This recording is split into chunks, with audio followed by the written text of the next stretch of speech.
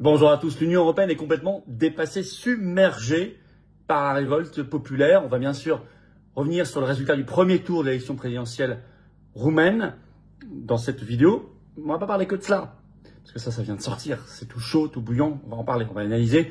On va parler aussi de ce qui se passe en Allemagne et la réaction face à une Allemagne tyrannique, parce que ça bouge, et du triomphe des Brexiteurs au Royaume-Uni, ce que ça veut dire. Tout ça au même moment, dans l'intervalle de quelques heures. C'est un moment, une année 2025, on l'avait annoncé, où toutes les lignes bougent à toute vitesse, où donc il faut se bouger nous-mêmes. Il faut profiter de ces opportunités incroyables. Donc merci de partager cette vidéo, aidez-la en vous abonnant à cette chaîne YouTube par un petit clic gratuit sur s'abonner. Ça y est, avec vous, grâce à vous, on a dépassé les 600 000 abonnés. On va donc programmer un événement exceptionnel pour célébrer tout cela. Je vous en reparlerai dans les jours qui viennent. Mais continuez de vous abonner. Et oui, parce que plus vous êtes abonnés, plus les vidéos circulent. Et qu'on va fixer maintenant comme objectif les 700 000 et le million. Ça va arriver très vite. Et puis surtout, encore une fois, plus vous êtes abonnés, petit clic gratuit pour s'abonner, c'est tout en dessous pour vous. Plus les vidéos sont recommandées par YouTube et on élargit le socle de la résistance. Merci à vous. Nos rendez-vous. Alors, vous le savez, le samedi 24 mai après-midi, je suis à Nantes en réunion publique, entrée gratuite, ouverte à tous. Inscrivez-vous pour le lien pour Nantes le 24 mai sous la vidéo en description dès maintenant. Et puis le lendemain, dimanche 25 mai, je suis à Cannes. Pareil, entrée gratuite, ouverte à tous. Lien d'inscription pour Cannes sous la vidéo en description le 25 mai. Inscrivez-vous. Et je vous annonce que nous célébrons les 20 ans du non à la Constitution européenne par un grand rassemblement au pied du Sénat aux environs du 20 rue de Tournon à Paris le jeudi 29 mai, pile le jour J à 18 h. Soyez là, il y aura de brillants intervenants. C'est un rassemblement clairement pour dire 20 ans après, c'est toujours non et rassemblement donc pour le Frexit. Pour se projeter pour demain, pour sortir la France de l'Union européenne, il y aura un monde fou, amener les drapeaux tricolores, ce sera sécurisé, ça va être impressionnant. Jeudi 29 mai, 18 h, au pied du Sénat, aux alentours du 20 rue de Tournon, Paris. Notez-le bien, organisez-vous en covoiturage. Bien évidemment, ça va être un très grand et fort moment, surtout vu ce qui se passe, je vais vous en parler dans cette vidéo. Évidemment, notre pétition nationale pour couper les subventions publiques à la presse sont sous la vidéo en description à signer et relayer si vous ne l'avez pas encore fait. Je vous attends, patriotes. Oui, ça bouge. Oui, on brise nos chaînes. Oui, on brise nos chaînes vers notre souveraineté de peuple, de nation, notre liberté, la paix, notre avenir. C'est le moment de venir aux patriotes en ce tout début de semaine. Il y a plein de choses enthousiasmantes qui se passent. Nous organisons beaucoup de choses. Nous sommes dans l'action concrète, le plus grand mouvement souverainiste de France et de loin. Les 600 000 abonnés ici sur cette chaîne à célébrer avec vous, grâce à vous. C'est le moment d'adhérer, de réadhérer ou de faire un don au mouvement. D'aider un mouvement indépendant qui n'a pas un euro de subvention publique par ailleurs, mais qui fait sans relâche des choses concrètes et qu'on ne peut pas faire sans vous. Vous pouvez adhérer ou réadhérer aux Patriotes dès maintenant pour ces belles valeurs et ces beaux combats par le premier lien sous la vidéo en description. Vous pouvez faire un don au mouvement par le deuxième lien sous la vidéo en description. Ça permet de financer nos actions si on ne peut pas. Les liens sont également sur les-patriotes.fr et je rappelle que toute adhésion, réadhésion ou don aux Patriotes ouvre droit à 2 tiers de défiscalisation pour vous. Ça fait baisser concrètement vos impôts. Vous évitez de faire ce cadeau à Bayrou, Macron, au fisc, à Ursula, Zelensky, à la guerre, à la corruption, etc. Bienvenue aux nouveaux adhérents patriotes, bravo aux réadhérents et aux donateurs. Allez, on y va. C'est assez enthousiasmant ce qui se passe. Alors, Roumanie, il y avait donc le premier tour de la présidentielle ce 4 mai. Le second tour aura lieu, il y a 2 semaines de campagne comme en France d'entre-deux tours. Ce sera le 18 mai le second tour. Et alors, vous avez le candidat le plus souverainiste, Georges Simion, qui a fait un résultat très élevé, beaucoup plus encore que ce que lui prédisaient les sondages, puisqu'il a fait 40% au premier tour. Et qu'il est face au second tour à l'ultra-européiste Nico Zordan, qui est le maire de Bucarest, qui n'a fait que la moitié de son score, 21%. Alors, évidemment, je vous l'ai dit depuis le départ, Simion n'est pas Georgescu. Je ne vais pas vous raconter des bêtises, je l'ai toujours dit, et je ne veux pas vous raconter des bêtises. Il n'est pas, lui, sur un programme de sortie de l'UE, sortie de l'OMS, sortie de l'OTAN, contrairement à Georgescu, qui a été interdit d'élection. Mais il est beaucoup moins européiste que ce qu'a en face Nico Zordan. Il est très critique sur Bruxelles, il est pour la paix en Ukraine, il est même interdit de territoire en Ukraine, il faut le savoir, c'est quand même bon signe. Et là, il a voté côte à côte sous les caméras, à côté de Georgescu, ce 4 mai. Ce qui est quand même très intéressant, et ce qui a défrisé pas mal à Bruxelles. Et il a annoncé qu'il donnerait un très haut poste, peut-être même Premier ministre, à Calin Georgescu s'il est élu le 18 mai président de Roumanie. Très révélateur, les masques tombent. Signe d'une grande angoisse du côté de l'Union européenne, cette réaction de Nathalie Loiseau pendant les votes. Elle était sur France Info ce 4 mai. Voilà Voilà ce qu'elle déclare, je vais vous citer. Nathalie Loiseau, donc l'eurodéputée macroniste à la tête du bouclier démocratique européen, qui peut annuler les élections, vous le savez. Donc, question posée par le journaliste à Nathalie Loiseau. Faut-il à nouveau annuler l'élection présidentielle en Roumanie? Elle répond, si une extrême droite enfreint la loi, alors elle devra être confrontée aux conséquences de ses actes. Comprenez l'annulation. Donc, qui fait de l'ingérence ici? C'est la Russie ou ce sont les euro-gagas, euro-fanatiques type Nathalie Loiseau? La réaction d'angoisse, de panique est très significative. On va suivre ce qui se passe dans les jours qui viennent, dans les semaines qui viennent, bien évidemment. Alors, au même moment, vous avez un scandale mondial avec l'Allemagne, puisque l'Allemagne a décidé d'aller possiblement vers l'interdiction du premier parti du pays, d'après les sondages actuels, donc l'AfD, qui lui veut le Dexit, quitter l'Union européenne et l'euro. Et voilà, Le Monde explique dans un article du 2 mai, je cite, « Le débat sur l'interdiction du parti d'extrême droite ». Toujours, tout le monde est extrême droite. Hein. Chignon, extrême droite, Georgescu, extrême droite, l'AfD, extrême droite, Farage, extrême droite, Trump, extrême droite. Bon, dès que c'est hors système, c'est complotiste, extrême droite, tout ce que vous voulez. Donc ça, n'écoutez même plus les mots, ça ne veut rien dire. Donc ça, c'est le Monde. Le débat sur l'interdiction donc de l'AfD devrait repartir de plus belle en Allemagne. L'Office de protection de la Constitution, agence chargée du renseignement intérieur, a en effet classé le 2 mai le mouvement comme extrémiste de droite confirmé, indiquant que les indices selon lesquels, je cite, l'AfD aurait des aspirations contre l'ordre fondamental libéral et démocratique sont devenus à ses yeux des certitudes. Je rappelle que ils ont fait 21% des voix aux législatives du 23 février dernier en Allemagne, qui revendiquent plus de 50 000 adhérents, que là, ce qui a été publié, c'est un rapport de plus de 1000 pages contre eux, qui sont pour le Dexit, la sortie de l'Union européenne et de l'euro. Et ça peut entraîner des conséquences tyranniques et dictatoriales. Le Monde l'explique dans le même article. Concrètement, je cite, les services fédéraux allemands pourront désormais surveiller plus facilement l'AfD avec des moyens étendus, procédant à des écoutes, recrutant des informateurs. Surtout, cette décision pourrait permettre de fonder juridiquement les demandes d'interdiction de l'AfD auprès de la Cour constitutionnelle de Karlsruhe. Donc, ils vont pouvoir les espionner, les infiltrer, les écouter et les interdire. Donc, belle démocratie. Mais ça réagit du côté de l'administration Trump. Je vous rappelle que Simeon, il est très proche aussi de Vance, Trump, etc. Alors là, pareil, l'administration Trump réagit au plus haut niveau. D'abord, donc le secrétaire d'État Marco Rubio, donc c'est-à-dire le ministre des Affaires étrangères, qui a mis sur son compte X ce 2 mai. Moi, mon compte X, c'est F-Filippo, hein, comme Instagram, je vous le rappelle, si vous voulez me suivre. Il écrit ceci. L'Allemagne vient de doter son agence de renseignement de nouveaux pouvoirs pour surveiller l'opposition. Ce n'est pas de la démocratie, c'est de la tyrannie déguisée.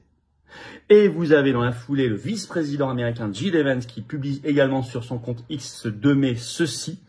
L'AfD, le parti le plus populaire d'Allemagne, est de loin le plus représentatif de l'Allemagne de l'Est. Aujourd'hui, les bureaucrates tentent de le détruire. L'Occident a démoli le mur de Berlin. Et il a été reconstruit non pas par les soviétiques ou les russes, mais par l'establishment allemand. Bien vu d'ailleurs ça, on avait vu cette analyse-là d'ailleurs dans notre entretien ce week-end avec Pierre-Yves Rougeron.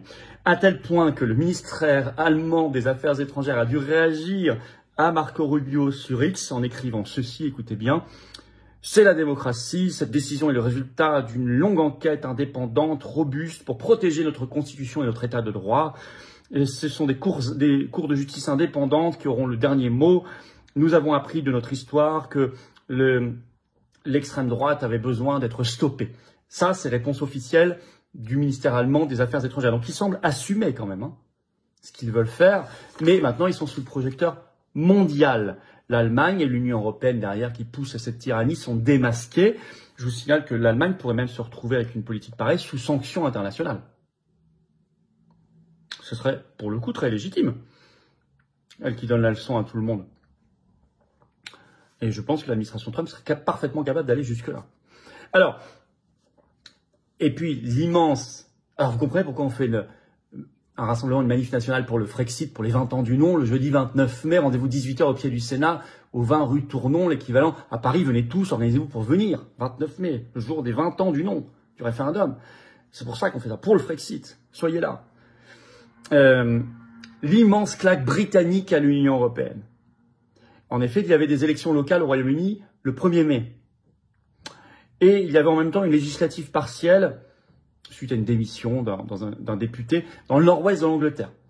Et c'était une circonscription travailliste, où en 2024, le député travailliste avait gagné avec 14 000 voix d'avance. Eh bien là, c'est le député du parti de Farage, de Reform UK, qui a gagné. Donc ils ont un nouveau député. C'est un parti, c'est le parti à l'origine du Brexit. Et c'est un parti qui, par ailleurs, aujourd'hui a rajouté dans son programme la sortie de l'OMS et la sortie de la CEDH. Donc c'est un parti purement souverainiste. Alors, même Le Monde écrit dans une analyse, Reform UK peut gagner partout. Je vais vous citer un extrait. Que peut bien signifier la victoire sur le fil à une élection partielle à l'échelle d'un pays de 650 circonscriptions?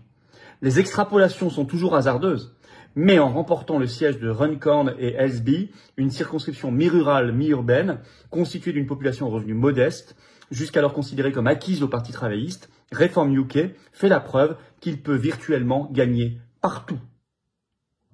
Donc aujourd'hui, vous avez une législative, Farage est Premier ministre britannique. Donc vous aurez enfin au Royaume-Uni un Premier ministre, un chef de gouvernement qui applique pleinement le Brexit et même au-delà. C'est une révolution. Et ça va arriver maintenant très très bientôt. Au même moment, il y avait surtout des élections locales le 1er mai, où ils renouvelaient des mairies, des comtés. Bon, c'est un peu compliqué comme système, c'est pas la même chose que la France. Mais en projection nationale de la BBC, Reform UK est largement le premier parti du pays avec 30% des voix. Devant le Labour, 20%, 10 points derrière. Les libéraux-démocrates, 17%, les conservateurs, 15%, les Verts, 11% et les autres, 7%. Et Reform UK a eu 677 nouveaux conseillers locaux, a gagné 10 comtés, a gagné 2 maires, plus donc ce député. Donc c'est écrasant. Vous avez ce 3 mai, Farage qui a mis un tweet, je vais vous le lire, qui résume tout, qui résume la performance. Dans la Grande-Bretagne d'après-guerre, personne n'avait jamais battu à la fois le Parti travailliste et le Parti conservateur lors d'une élection locale. Ces résultats sont donc sans précédent, écrit-il. Et c'est vrai. C'est donc une énorme confirmation du Brexit et une volonté d'aller vers la sortie de l'OMS et de la CEDH en plus, et vers la paix en Ukraine, parce que Farage porte aussi ce projet de paix en Ukraine. Je vous signale que pendant la campagne législative de 2024, Farage avait été traité par Zelensky publiquement d'agent de Poutine, ce qui est plutôt bon signe. Ça veut dire qu'il est pour la paix. Donc c'est une énorme claque pour l'Union européenne et pour tous les eurogagas, toute la presse française, qui disent qu'il y a un regret du Brexit au Royaume-Uni. Ils ont voté plus que jamais pour le parti le plus brexiteur de tous, et qui veut même aller beaucoup plus loin. Donc c'est la preuve inverse, il n'y a aucun regret du Brexit, il y a un regret qu'il ne soit pas clairement appliqué, c'est surtout ça. C'est une claque immense pour Bruxelles, pour tout l'establishment français, comme on pourrait dire, toute la caste politique, médiatique, et y compris ceux qui, en ORN et ailleurs en France, ont abandonné le Frexit par conformisme, par bien-pensance. Il faut toujours se battre, il ne faut pas lâcher ses convictions. Aux patriotes, on ne les lâche pas. Au contraire, on les pousse très loin.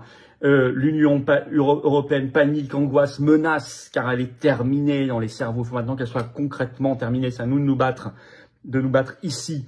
Venez tous au grand rassemblement au pied du Sénat pour les 20 ans du non du référendum, le jeudi 29 mai, le jour J à 18h, dès 18h.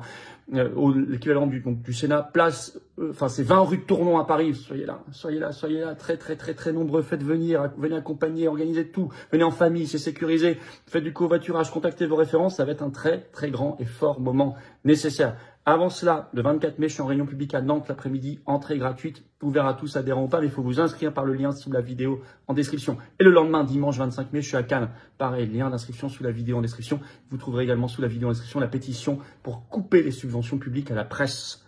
Notre pétition cartonne. Elle est nationale. Signez-la, relayez-la si ce n'est pas encore fait. Merci de vous abonner à cette chaîne YouTube par un petit clic gratuit sur s'abonner.